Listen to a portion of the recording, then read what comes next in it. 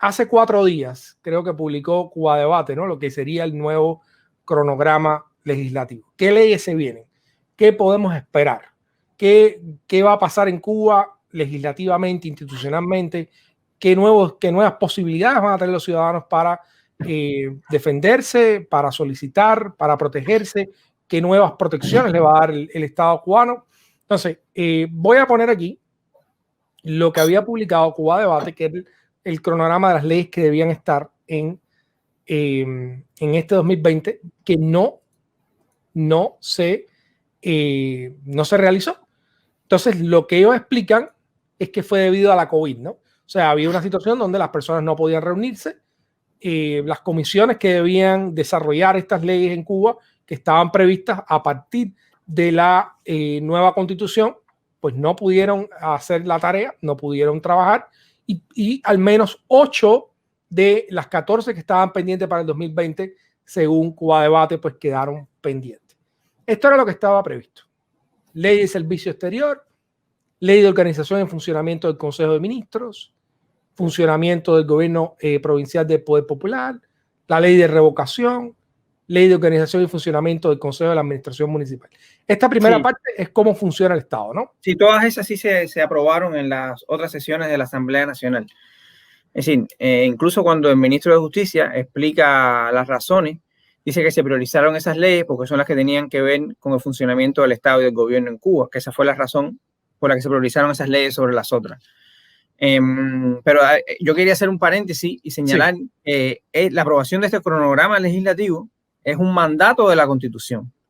Es decir, la Constitución cubana, la que entró en vigor el 10 de abril del 2019, después que fue aprobada por referendo por más del 86% de las personas, en su disposición especial 13ª, dice que la Asamblea Nacional tiene un plazo de hasta un año para elaborar un cronograma legislativo que satisfaga las necesidades de las nuevas leyes que prevé la nueva Constitución. Es decir, estamos en un proceso de un tránsito constitucional. Este es un tránsito constitucional que, ya que no ha habido un cambio de sistema político, ni un cambio de gobierno, ni ha sido producto de una revolución, responde a determinada lógica y sigue un determinado camino. Y ese camino está trazado en primer lugar en la Constitución, en esas disposiciones especiales, en que le dice a la Asamblea, en el plazo de un año tienes que hacer un cronograma legislativo, y pone otros requerimientos también en las otras disposiciones especiales. Es decir, pone plazos concretos, por ejemplo, de 18 meses, que eso es una de las cosas más importantes, para que la Asamblea apruebe una ley que diga cómo se van a defender los derechos en sede judicial, cómo se va a implementar el artículo 99 de la Constitución. Y así, en la disposición especial décimo, es decir, ¿cuál es? La 11ª es la relativa al Código de Familia, por todo el tema de todo el debate que se generó con el reconocimiento del matrimonio igualitario, y donde da un plazo de 2 años, que la redacción de hecho no es muy clara, si el plazo de 2 años es para la discusión, para la aprobación del nuevo Código de Familia, pero parece que en un plazo de 2 años se va a hacer todo el proceso de discusión, debate, para que después, y dice una cosa con la que muchos de los juristas no estamos de acuerdo, y es que el Código de Familia va a ir a aprobación mediante un referendo popular. Es decir, en Cuba, las únicas 2 veces que ha habido referendo ha sido para aprobar las 2 constituciones, es decir, la del 76 y ahora la del 2019. Es decir, este sería un caso sui generis en que una ley, aunque es posible en el ordenamiento jurídico cubano, vaya a referendo. ¿Y por qué muchos juristas no estamos de acuerdo con esa formulación de la Constitución? Aunque bueno, si la Constitución lo dice, debe cumplirse, pero teóricamente, ¿por qué? Porque en este Código de Familia se deben regular derechos de grupos minoritarios, y los derechos de las minorías no tienen que estar sometidos a las reglas de las mayorías, porque de hecho precisamente es por eso, es para proteger a las minorías de las reglas de las mayorías. Es decir, esa es una regla básica de todo sistema democrático. Es decir, los derechos de las minorías no pueden pasar por las reglas de las minorías, porque si el ejemplo más claro o más triste y más dramático de eso fue lo que hizo el nazismo alemán con la minoría judía en los casos como el Holocausto y en la Segunda Guerra Mundial. Por eso es tan importante, pero son cosas muy importantes, porque son mandatos constitucionales.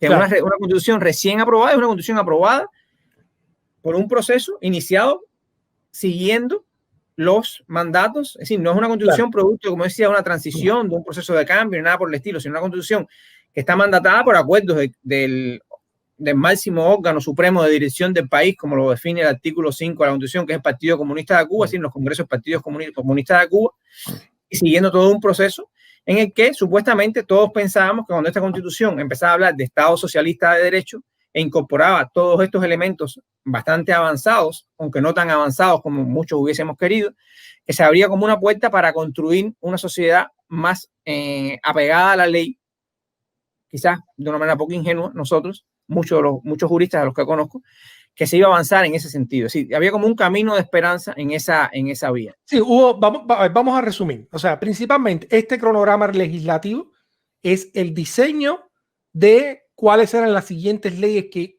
provenían después del proceso de aprobación de una nueva constitución. O sea, no se trata de que una nueva constitución iba a arreglar todas las dificultades, sino que la nueva constitución era la base para poder desarrollar entonces las diferentes regulaciones, los diferentes temas en distintas leyes. Y por un mandato de la Constitución hay un periodo de 18 meses, ¿no? Para que la Asamblea diga, este va a ser el cronograma legislativo y nosotros vamos a hacer todas estas leyes en este orden. Ahí la Asamblea tenía la facultad de decidir qué orden las leyes, excepto estas dos leyes que yo mencionaba, la del artículo 99, que la Asamblea decía que tenía que ser aprobada en 18 meses. Esos 18 meses fue el 10 de octubre de este año. Por supuesto, la ley no fue aprobada.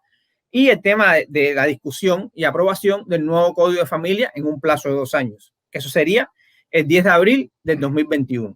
Y ese tema es interesantísimo porque, como bien tú dices,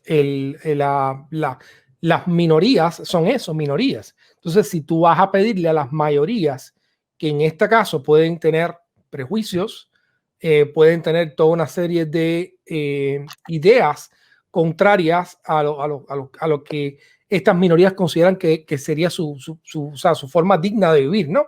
En este caso, por ejemplo, el matrimonio igualitario, pues pudiera estar, en este caso, poniéndolo en una posición vulnerable, en una posición desventajosa a la hora de que se apruebe este reclamo, ¿no?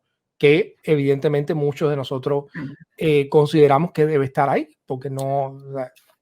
Sí, de hecho, como esto yo lo veo más bien como un síntoma de lo que en un momento determinado Cuba se vio para muchos como un paradigma de izquierda, un paradigma revolucionario, introduciendo una serie de cambios a nivel social desde el punto de vista de igualdad de la mujer, incorporación eliminación del racismo a nivel institucional, eliminación de muchas otras formas de discriminación producto del dinero, es decir, de la riqueza, lo que en un momento se constituyó como un paradigma revolucionario, transgresor, progresista. En estos momentos no lo es. Es un síntoma del conservadurismo que, por desgracia, está presente hoy en el Estado cubano. Es decir, ya hay alrededor, creo que son 7 países en América, incluyendo Estados Unidos y Canadá, que reconocen el matrimonio igualitario y otras formas de unión. Por ejemplo, Chile, que es un país católico y se puede decir de manera general conservador, reconoce las uniones civiles. Hay más de 30 países en el mundo que reconocen el matrimonio igualitario.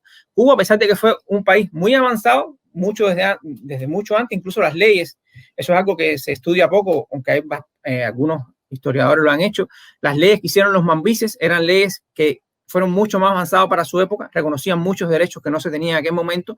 Cuba fue uno de los primeros países del mundo en reconocer el divorcio realmente divorcio, no separación de cuerpo, en el año, si no me falla la memoria, 1918 o 1936, no recuerdo bien exactamente en cuál de estos dos periodos.